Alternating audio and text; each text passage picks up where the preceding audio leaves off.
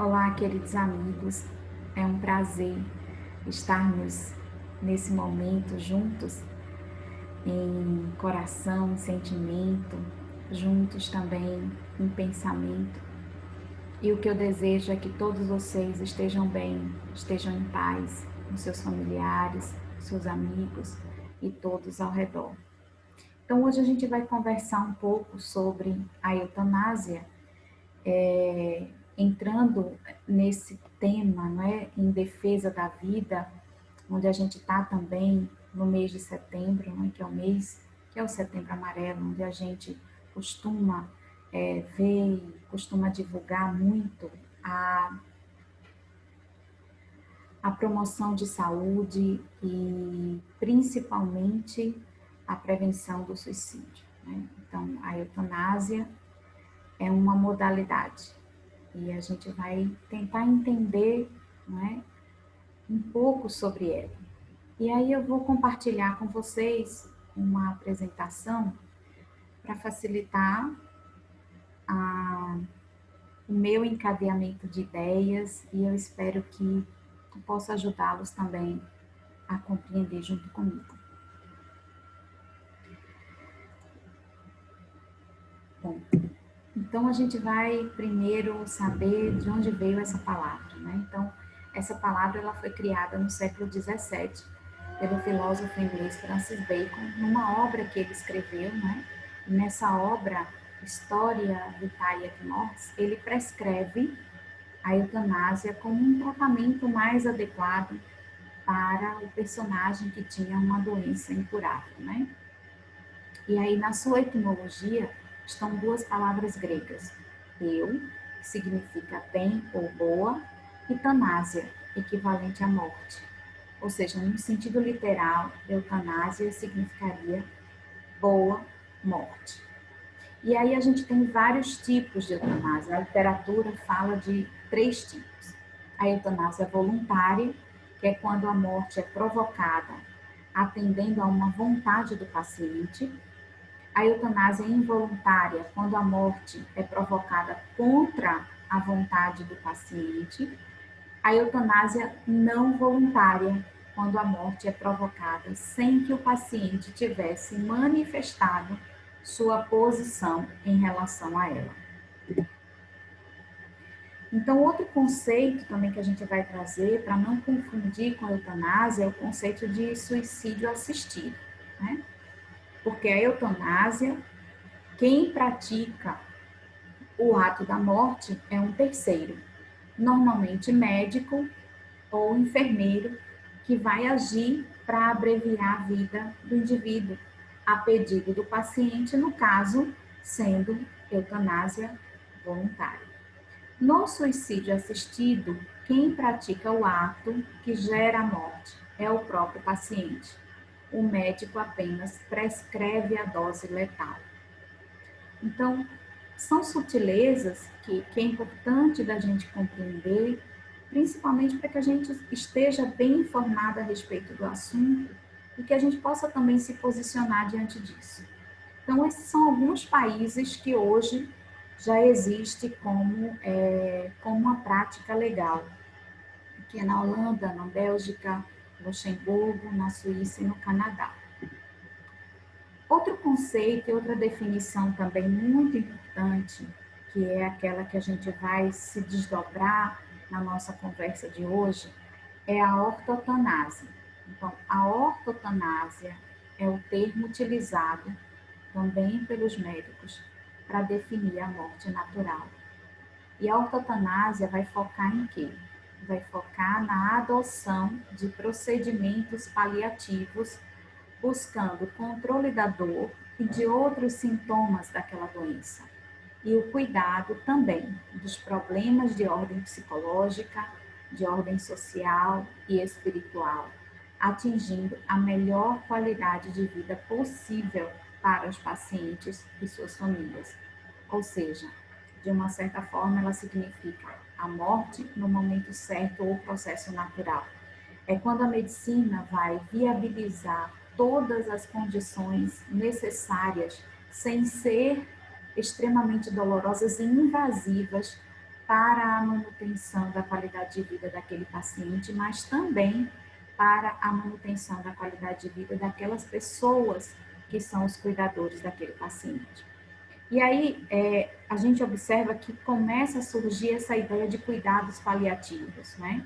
Então, vamos entender, se a medicina, o propósito da medicina é salvar vidas, eu preciso também ter um dispositivo para cuidar de vidas quando aquelas pessoas estão em um estado de dor profunda, onde, não, onde a ciência ainda não encontrou remédios ou fórmulas que possam curar totalmente aquela doença. Então, aí surge essa ideia de cuidados paliativos. E o que são cuidados paliativos, né? Então, o nome paliativo vem do latim pallium, que metaforicamente significa cobrir, amparar, abrigar, ou seja, é dar cuidado e proteção ao sofrimento diante de uma doença grave. Então, isso é o que a medicina hoje tem para oferecer aos pacientes que estão com doenças graves e com doenças terminais. Né? Então, é importante a gente saber, porque para falar de eutanásia, não basta apenas a gente entrar no conceito apenas de eutanásia, a gente precisa entender esse conceito geral e saber também quais são os dispositivos que a própria medicina oferece a esses pacientes para dar qualidade de vida, para dar conforto, para dar consolo e também aos seus familiares. Então, está aí essa definição para a gente compreender um pouco mais. E aí a gente trouxe, né, o que é que se tem discutido hoje na área da ciência jurídica, na área da filosofia, sociologia, quais são os argumentos que a ciência tem trazido para nos posicionar numa posição contrária à eutanásia. É importante a gente ter essa visão, porque essa visão ela vai coincidir em muitos aspectos ao que a própria doutrina espírita traz para a gente em termos de esclarecimento. Para a gente também perceber que a área das ciências humanas ela tem evoluído também e tem cada vez mais sido congruente, sido compatível com os pressupostos espíritas, com o que a doutrina espírita tanto nos ensina e nos esclarece. Então, aqui estão alguns pontos de argumentos contrários à eutanásia. Então, por exemplo, a eutanásia voluntária abriria espaço para a involuntária, ou seja, a partir do momento que o direito abrisse o espaço para que a eutanásia pudesse ser deliberada pelo próprio paciente, isso já iria abrir um grande precedente para que no futuro o próprio médico pudesse deliberar sobre isso sem a consulta aos pacientes ou sem a consulta aos seus familiares. Porque nessa eutanásia voluntária, né, que a morte é justamente provocada atendendo a uma vontade do paciente, e a involuntária não, ou seja, contra a vontade desse paciente. Então, olha o desdobramento negativo que isso teria e o risco que isso traria para a vida desse indivíduo. Outro ponto poderia haver abuso de médicos e familiares por interesses escusos. Então, quem nos garante a legitimidade ou vamos dizer assim, a intenção de realmente abreviar a vida em função da preocupação com o sofrimento daquele paciente? Se a gente muitas vezes não sabe o que está por trás das intenções das pessoas, se a gente não conhece, não é, a fundo o que pensa, quais são os verdadeiros interesses. Então, isso é um outro ponto extremamente importante que faz com que a gente também se posicione de forma contrária à eutanásia. Pode ter havido erro no diagnóstico, né? É possível que haja erro no diagnóstico. Às vezes, o médico pode dar um diagnóstico equivocado, ou às vezes falta de elementos, ou até mesmo de técnicas da própria ciência, em termos de exames, de laboratório, pode, às vezes, contribuir para que aquele diagnóstico tenha sido dado de forma equivocada. A possibilidade de surgimento também de novos medicamentos para combater o mal, para combater aquela doença. Então, a gente sabe o quanto a ciência tem evoluído, o quanto a ciência tem trazido de benefícios à vida humana, de prolongamento da vida humana. Então, na Idade Média, o tempo de vida útil, vamos dizer assim, de uma pessoa era praticamente a metade do que nós temos hoje em termos de longevidade, né? Então, veja o quanto a ciência tem trazido avanços para que a gente tenha uma vida mais saudável em termos biológicos.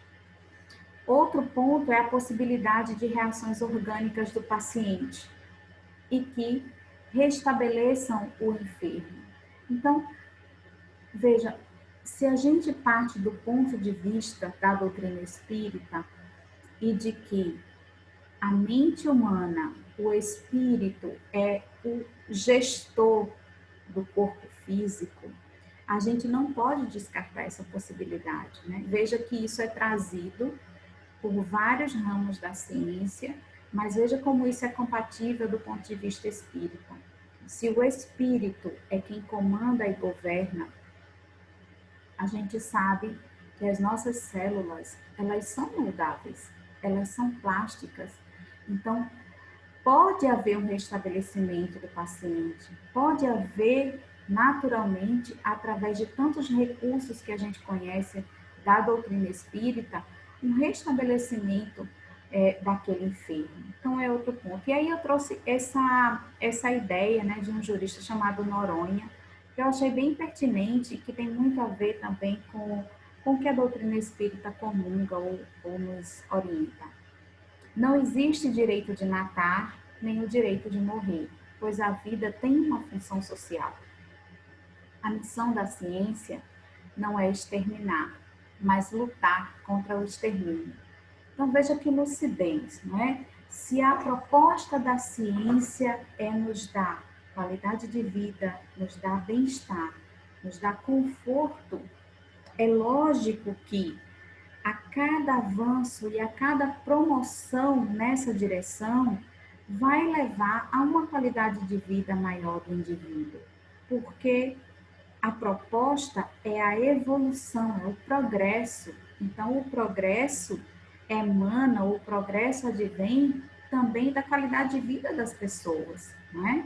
Então, é extremamente importante a gente também pensar que a própria vida do ser humano e a importância da gente viver em comunidade, a importância da gente viver em sociedade, é fundamental, inclusive, para a nossa existência aqui no planeta, né? Então, o que a doutrina espírita nos traz ou nos alerta, nos descortina, não é? Esse véu da ignorância, onde a doutrina materialista começa a perder o sentido diante dos postulados que a doutrina espírita traz.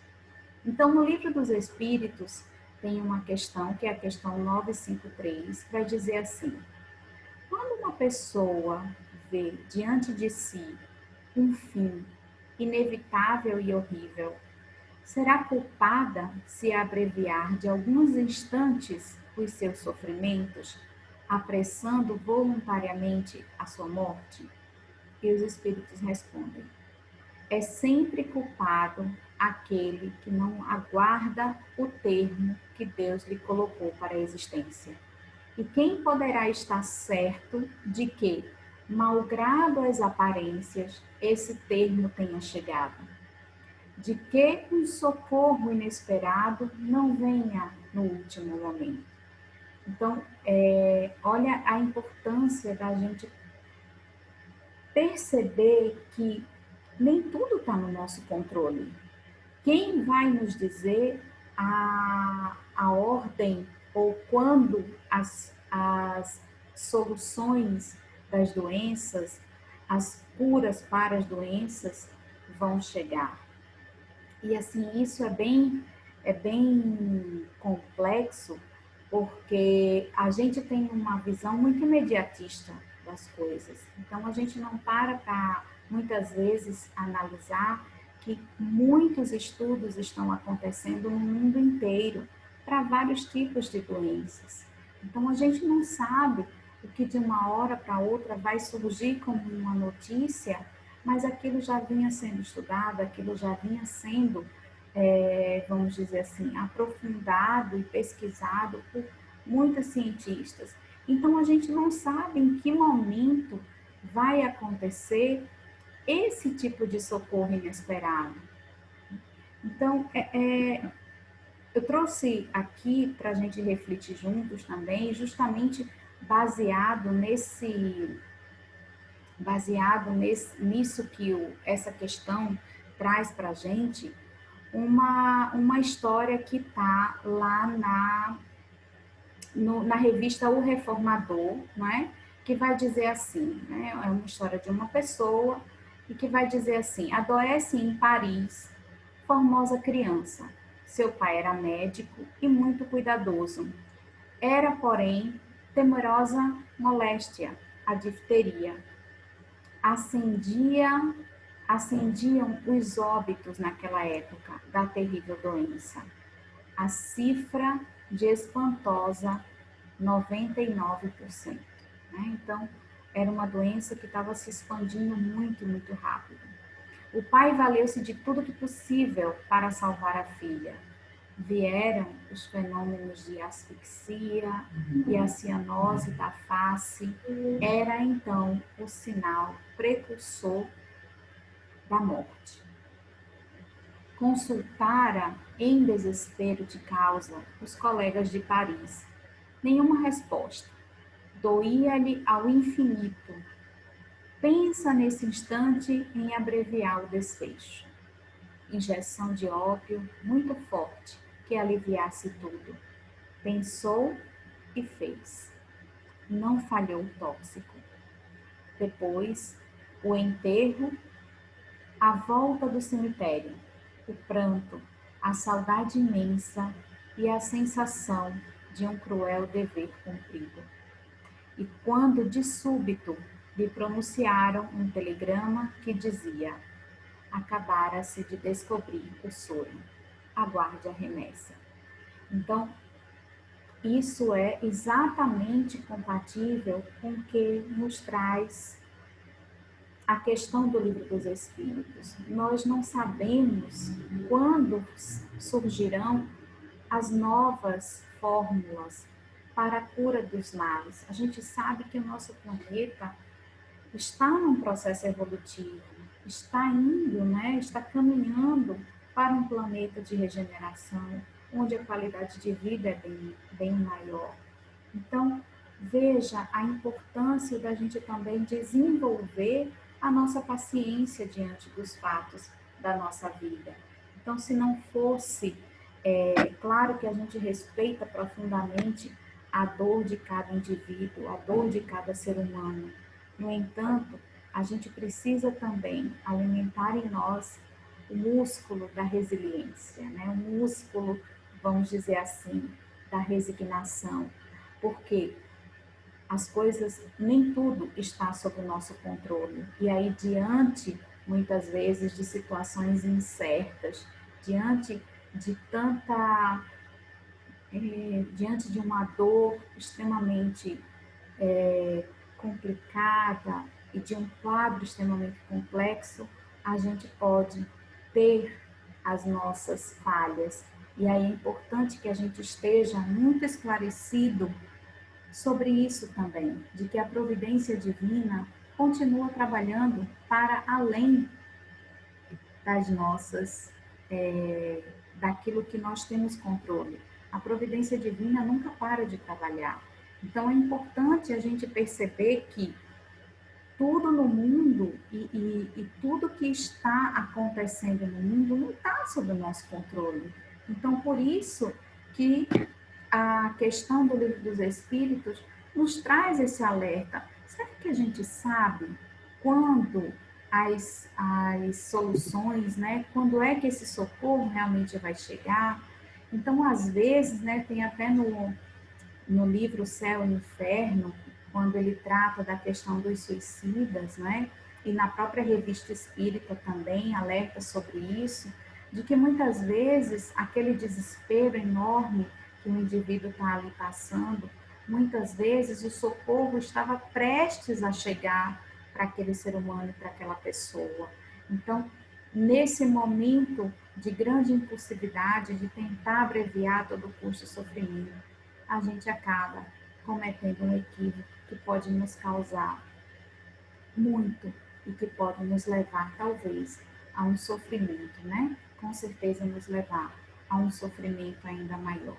E aí vem esse exemplo para que a gente não tenha, para que a gente comece a desenvolver essa percepção de que a providência divina não para, tudo tem uma função. Então, qual é a função dessa dor na minha vida? É isso que a gente precisa perceber e aprender a perceber. E aí a gente trouxe também um item do Evangelho segundo o Espiritismo, né, que fala, São Luís vai dizer nesse item para nossa reflexão. Será que é lícito abreviar a vida de um doente que sofra sem esperança de cura? Então, o que ele está perguntando aí? Justamente sobre a eutanásia. Será que é lícito a gente, enquanto familiar, a gente, enquanto médico, profissional de saúde, incentivar? Ou será que é lícito a gente ter isso como argumento de que, já que não tem cura, a gente vai abreviar a vida da pessoa? Então, é uma pergunta é, muito pertinente, porque a gente precisa desenvolver essa capacidade também de se colocar no lugar do outro.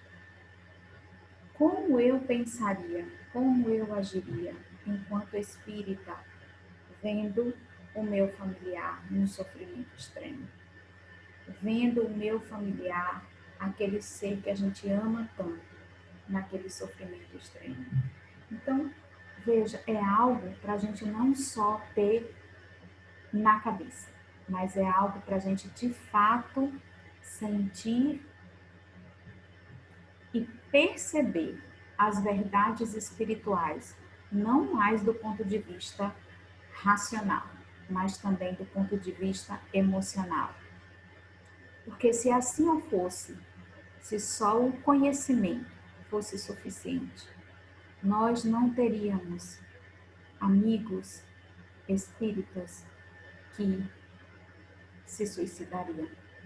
A gente não teria queridos amigos da doutrina espírita e conhecedores das verdades espirituais que atentariam contra si mesmos. Então é importante a gente perceber essas palavras de São Luís com muita de coração aberto, para que a gente possa não se tornar meros repetidores de verdades. Né? A gente precisa, de fato, sentir aquelas verdades com as quais todos nós comungamos. Então, se nós tivéssemos, enquanto espíritas, diante de um ser que está ali sofrendo, como nós agiríamos?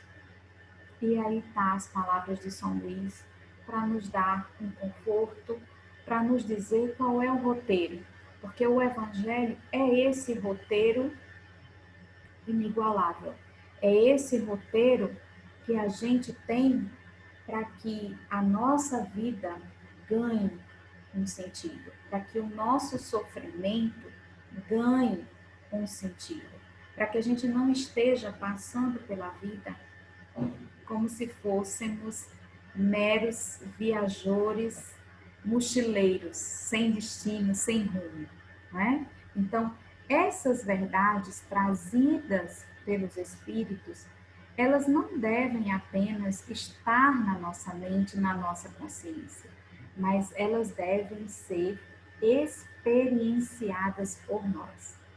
Essas verdades é para que nós, enquanto indivíduos, possamos senti-las, possamos vivê-las. O Evangelho é vivência, acima de tudo. Então, o que é que São Luís responde a essa pergunta?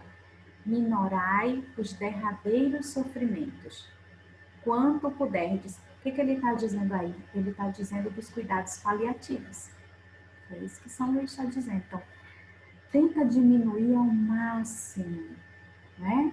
Minorai os derradeiros sofrimentos, quanto puderdes.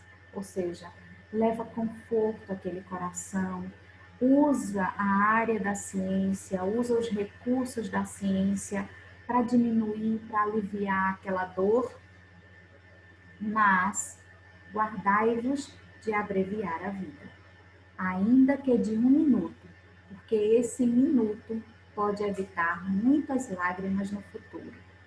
Então, a gente achou essa passagem belíssima e é de acordo com a proposta da nossa temática. Se nós estamos aqui para defendermos a vida, a gente também precisa pensar na vida de alguém que está em pleno sofrimento biológico, em pleno sofrimento do corpo. Como nós podemos ajudar? Então é isso. Então, o que a gente puder diminuir enquanto recursos da ciência, sem agredir ainda mais aquele paciente e aquele enfermo, vamos fazer e vamos continuar trabalhando para encontrar os antídotos, as fórmulas necessárias para melhorar a qualidade de vida daquele indivíduo, mas que a gente se guarde, ou seja, que a gente não abrevie a vida, porque cada minuto é importante, cada minuto. E aí eu gostaria, nesse momento, que vocês realmente apreendessem essa ideia. Cada minuto da nossa vida é importante. E quem está com uma doença incurável, sem perspectiva de cura, não é? Pelo menos até aquele momento, cada minuto é importante. Cada segundo vale a pena. A gente começa a olhar a existência sob um novo ponto de vista. Então, as nossas próximas reflexões serão nessa direção, nisso que São Luís está dizendo. Ainda que de 1 minuto, porque esse minuto pode evitar muitas lágrimas no futuro. E a gente vai entender por quê. Tem um livro, não é? O livro tem esse nome, A Morte é um Dia que Vale a Pena Viver. Essa Ana Cláudia Quintana, ela é uma médica, ela é médica, ela trabalha, né, essencialmente com idosos e ela trabalha com cuidados paliativos, principalmente. E quando ela escreveu esse livro, ela faz um relato muito interessante porque ela diz que quando entrou na faculdade de medicina, ela logo se apaixonou por esse tema e ela percebia que o quanto ela era rechaçada, né, pelos amigos. Nossa, é a aluna que gosta de falar de morte, que gosta de falar de fim de vida, enfim. Quando a medicina, né, o propósito da medicina é salvar vidas. E aí ela começava a se questionar, bom, mas por que a gente se afasta tanto desse momento da nossa existência que é para todos, que é a única certeza que nós temos, né? E ela fala algo bem interessante, porque ela vai dizer assim, que a doença biológica, ela é igual. Ela é igual, biologicamente igual. Se você for lá nos compêndios de medicina, para se detectar uma doença, tem que apresentar aquelas características, aquele formato. Então, biologicamente, a dor é igual. No entanto, quando essa doença biológica encontra um ser humano, isso já passa e já gera um sofrimento. E aí o sofrimento é único. é individual, enquanto doença biológica é igual. Mas quando essa doença biológica encontra um indivíduo, já gera sofrimento e cada ser humano vai experimentar formas diferentes de lidar com essa dor e com essa doença. Então, é importante a gente ter essa noção para que a gente não caia no risco de generalizar, não é? Cada indivíduo é peculiar na sua forma de experimentar o sofrimento.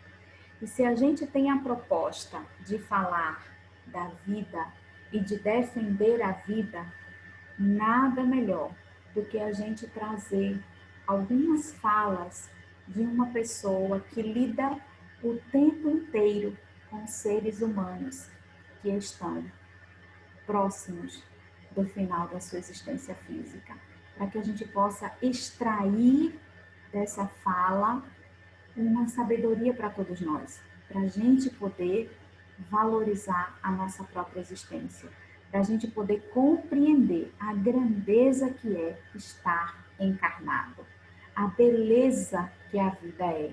Então, a morte realmente faz com que a gente redirecione as nossas prioridades. E aí, quando a própria Joana de Ângeles nos convida a experimentar esse processo, e nós espíritas temos comprometimento com isso, porque nós conhecemos essas verdades universais, a gente sabe que a morte ela existe só do ponto de vista biológico e que a vida continua, a gente precisa também servir de exemplo para aquelas pessoas que ainda não compreendem, né? Então a gente vai trazer, a gente vai extrair dessa profissional o que que ela aprendeu, ou o que que ela tem constatado com esses pacientes, para que a gente possa também, em defesa dessa vida, ressaltar que aspectos a gente precisa adentrar para que a gente tenha uma vida realmente valorosa. Então, ela vai dizer o seguinte, que quando o paciente tem seus sintomas aliviados, ele consegue dar conta de tudo que queria dar conta na vida e não fez ainda. Então, vamos pensar. E nós? Eu? Vocês? Será que nós já conseguimos fazer tudo aquilo que nós acreditamos que seja muito importante na nossa vida, ou a gente tem adiado? Segundo Mário Sérgio Cortella, ele diz que não existem prioridades, existe a prioridade, porque se são prioridades, já perdeu o sentido da palavra, né? Mas assim, qual é a prioridade? O que é que de fato eu preciso dar conta na minha existência? Qual é o valor que eu tenho como prioridade na minha existência? Outra coisa na verdade, a última impressão que fica é a última. No final da vida é impressionante como todo mundo desperta e põe para fora o que é a essência do ser humano, o que é o estado de amorosidade. Então, quando a gente está nessa corrida, né, vamos dizer assim, quando a gente tem delimitado diante de uma doença extremamente incapacitante, a gente começa a revisitar as nossas posturas, as nossas condutas. A gente começa a querer mudar a impressão que muitas vezes nós causamos nas pessoas, né? Às vezes prepotência, arrogância, intolerância. A gente começa a exalar, não é? Segundo a experiência dessa profissional, querer deixar nas pessoas uma impressão diferente, né? Então vamos nos fazer essa pergunta, vamos fazer esse exercício hoje. Quando eu me for, como eu quero ser lembrado? Como eu quero ser lembrado pelas pessoas que passaram pela minha vida. É disso que ela está falando, né? Então, veja, todas essas frases são frases que ela vem trazer para a gente do conhecimento que ela adquiriu com pessoas que estavam nessa condição.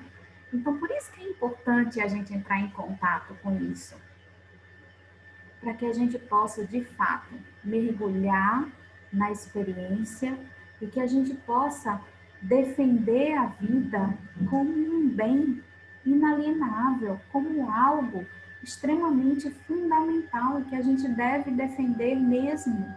Porque olha como São Luís coloca os minutos, cada minuto é importante na vida da gente. E muitas vezes a gente só aprende isso quando está nessa condição, né? Então, qual é a impressão, e é esse exercício para mim e para vocês, qual é a impressão que eu quero deixar nas pessoas que passaram pela minha vida? Fica aí para pensar durante a semana. Outra coisa, a gente vai ver os pacientes em alguns momentos de alegria, que é ter momentos sem dor, de pedir perdão a alguém que essa pessoa ama muito e de conseguir agradecer. Então, na experiência dessa profissional, ela diz que essas pessoas têm sim momentos de alegria, né? Nos momentos em que elas estão sem dor, onde os cuidados paliativos têm alcançado seus resultados, onde elas conseguem pedir perdão por algo errado que elas por algum equívoco, por alguma situação de mal entendido ou até mesmo de algum mal que elas tenham provocado, mas que o arrependimento faz com que elas também procurem essas pessoas e peçam perdão. E agradecer. Eu achei isso tão interessante, porque quantas pessoas maravilhosas passam na nossa existência e a gente não agradece. A gente não agradece nem a Deus por essas pessoas terem passado nas nossas vidas. Então, tão importante a gente agradecer, ser grato, isso faz a diferença na vida da gente. Tem um texto de Joana de Ângeles que ela vai falar sobre a psicologia da gratidão. Então, se nós pudermos exercitar todos os dias, o que nós somos gratos naquele dia? O que aconteceu de melhor na nossa vida naquele dia? O que a gente experimentou? Qual o mal que não nos aconteceu naquele dia e que nós somos gratos a Deus? Então, é disso que ela está falando. A gente, uma pessoa quando está nesse processo de experimentar a proximidade da morte biológica, ela consegue agradecer, ela consegue colocar para fora realmente essa amorosidade que tantas vezes a gente guarda por medo de que as pessoas pensem que a gente é fraco, que a gente é bobo, que a gente é molenga, né? Então, às vezes eu falo, não, eu não posso demonstrar que eu gosto, porque senão as pessoas vão pintar bolinha comigo, as pessoas vão me maltratar. Que é isso? Quanto nós perdemos de oportunidade de espalharmos amor e alegria àqueles que estão ao nosso redor, simplesmente por medo de sermos interpretados como bobos ou como pessoas ingênuas. Então, não tenhamos. Alguns pacientes são admirados por todos por ter a coragem de enfrentar esse momento de suas vidas. Então, olha a importância do exemplo, né? A importância do exemplo para que a gente possa fortalecer as nossas experiências de dor, para que a gente possa compreender que é possível, já que muitas pessoas conseguem, é possível também para nós conseguirmos diante desse momento.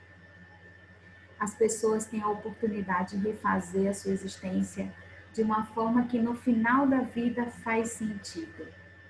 Olha que preciosidade. Então, as pessoas que estão nesse momento da sua vida, ela começa a refazer caminhos, ela começa a refazer, reestruturar relações de afeto que muitas vezes foram desfeitas, às vezes por coisas tão pequenas. Então a gente começa a refazer esse caminho e aí eles começam a se dar conta de que no final tudo fez sentido para eles. É como a gente começa a assistir um filme, né? Até a metade do filme a gente não entende nada e o filme está terminando e a gente continua sem entender. Chega no final, eita, era isso, entendi, fez todo sentido agora. Ela fala exatamente desse exemplo, é como ler um livro, que durante o livro parece que tudo está meio desconexo, e aí quando você termina o livro as coisas vão fazer sentido. Então é bem isso, é a oportunidade que a gente tem de fazer com que a nossa vida realmente ganhe um sentido, que ganhe uma presença, que ganhe um verdadeiro valor. E aí a gente trouxe essa frase do Viktor Frankl, que é outro grande exemplo de resiliência para todos nós, né? Viktor Frankl não teve nenhuma doença terminal, mas ele participou dos campos de concentração, inclusive do pior campo de concentração na Alemanha, né? O campo de Auschwitz. Então ele esteve lá e ele pôde completar a sua teoria diante daquela experiência. E essa frase que ele traz é extremamente significativa para todos nós que queremos e que precisamos defender a existência humana a todo, com toda a nossa força, com todo o nosso vigor, e para que sirva também para que a gente comece a viver uma vida valorosa. Ele vai dizer assim: a rigor, nunca e jamais importa o que nós ainda temos a esperar da vida, mas sim exclusivamente o que a vida espera de nós. Não se pergunta mais pelo sentido da vida, porém se experiencia diariamente a cada hora. Isso, meus irmãos, é o que o nosso querido Espírito São Luís nos alertou naquela mensagem. Cada minuto importa na nossa existência.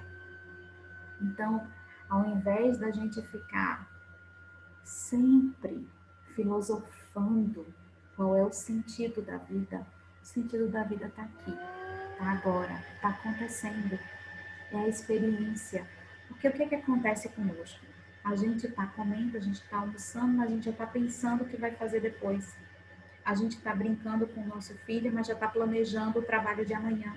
Então a gente não experiencia a vida na hora que ela está acontecendo. E aí quando a gente está diante de uma doença incurável, a gente começa, a ficha parece que cai, não é? E aí a gente diz, nossa, o que foi que eu experimentei da minha própria existência? E a gente começa a fazer essa pergunta. Então, isso tem tudo a ver, porque a vida, o que a gente vai esperar da vida, se não for exatamente aquilo que nós construímos ao vivermos?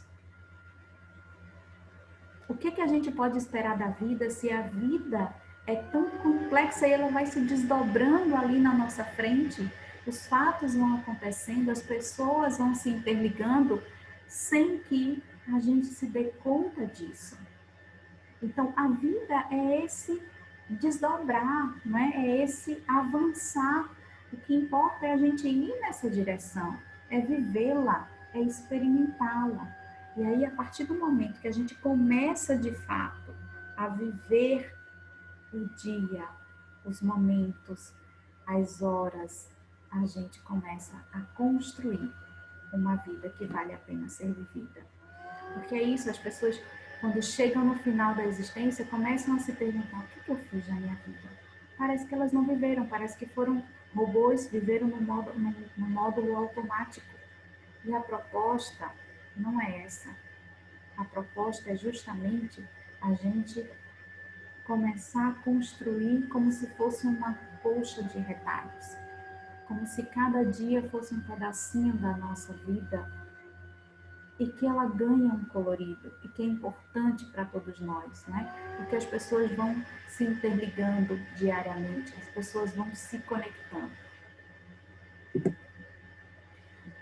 E aí no livro Boa Nova, a gente vai trazer essa frase de Jesus no capítulo, né, chamado As Dubiedades de Pedro, quando Jesus fala a respeito desse momento tão difícil que ele iria passar para os apóstolos, e Pedro, né, se adianta e diz: olha, mestre, eu nunca te esquecerei, eu vou te amar e eu vou fazer de tudo, eu vou te defender. E aí ele olha para Pedro e, compreendendo a alma humana, e diz assim: Pedro, o homem do mundo é mais frágil do que perverso. Então, nessa frase, queridos amigos, a gente consegue perceber o quanto Jesus nos compreende, o quanto ele sonda silenciosamente os nossos corações, o quanto ele sabe o que cada um de nós estamos sentindo, estamos pensando, e o quanto cada um de nós podemos oferecer de melhor a Deus. E ele sabe, nessa complexidade que é ser humano, as nossas limitações, as nossas fragilidades. E mesmo conhecedor das nossas fragilidades, Jesus nunca deixou de acreditar no nosso potencial.